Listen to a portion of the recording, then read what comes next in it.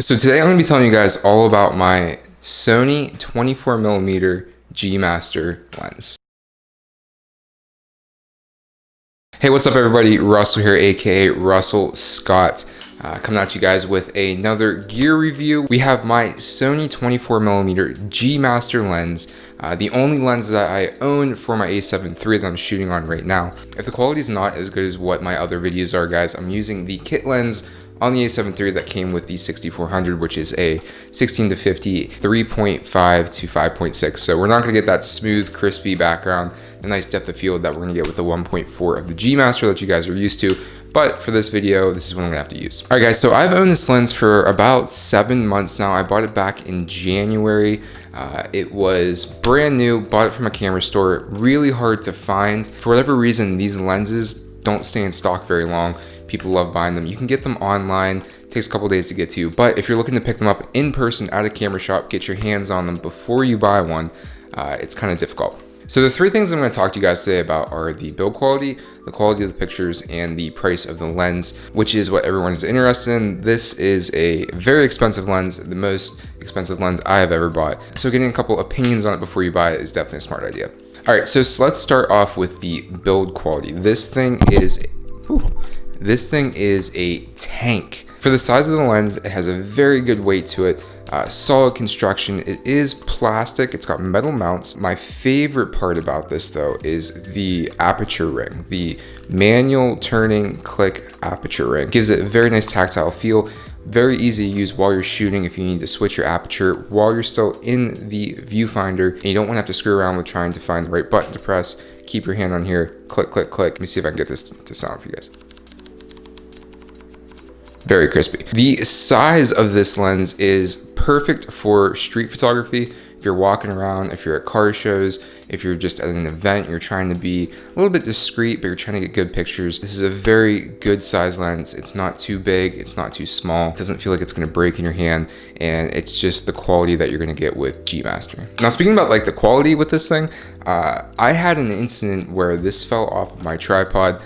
No fault of any of the equipment, it was my fault. My camera wasn't clicked into the tripod completely. I had the a7 III with the G-Master on it, and luckily that day I had just bought a polarizing filter off Amazon for about 20 bucks, threw it on there, and that took the most of the brunt. Didn't crack the glass, there's not even a mark on it. I have a slight little scratch on the a7 III where it contacted the ground, and then the polarizing filter took most of the brunt and it broke, unfortunately. Now let's talk about quality. This is by far the sharpest, most beautiful lens I've ever used. It takes gorgeous pictures. It lives up to the quality of G-Master that you think you're gonna get for the price. I've used Canon lenses for my entire career before this, L series lenses, and this is head and shoulders above anything else that I have used. Now specifically, I've used older L series lenses. I've never bought anything brand new, but this to me is what a professional lens should be like. Now for the focal length, if you guys are thinking about different camera lenses, what should I get? Should I buy this? Should I buy that? For me, I wanted one lens that was a good all-around lens that had very shallow depth of field. Like I said, this is a 1.4. I could have got the 24-70 2.8, but for me, the 24 was good enough, and I really wanted that 1.4 for shooting videos like this, shooting interviews, doing other type of video work.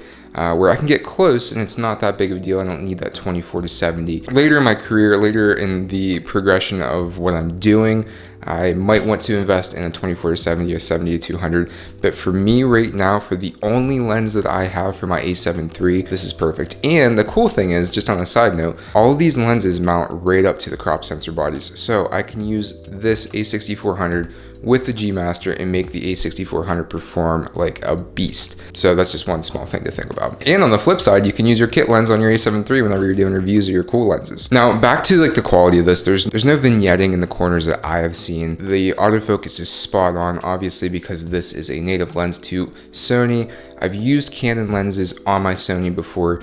One downside with that, with the MC11, the Sigma, it does not autofocus in video, which is a hard pass for me for video work. Especially if I have different people using my camera. But for photos, it was pretty decent, but you guys are never gonna beat native lenses on a Sony camera.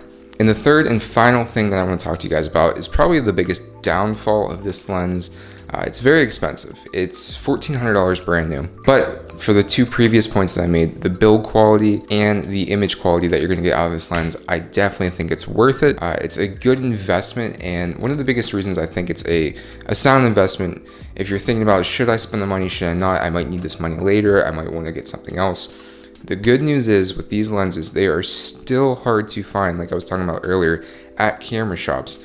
The market on eBay for these things is so good. You can sell this all day long, $1,100, $1,200 on eBay, get most of your money back. As long as you take care of it, you keep the box, you keep everything that came with it, the paperwork, the warranty. You guys can ditch this lens very easily if you came upon a time that you guys needed some money. But once you start using this thing, I think you're gonna fall in love with it. In conclusion, guys, I would say pick one up if you can afford it. If you're on the fence about it, rent one. And if you have any other questions, drop them down in the comments and I'll try and answer them for you. But as always, thank you guys for watching this video. If you'd like to give us a thumbs up, hit that subscribe button, click the bell so you know when I make new videos, and we'll see you in the next one. If you have any ideas for videos that you guys would like to see, let me know. Have a great day. Peace.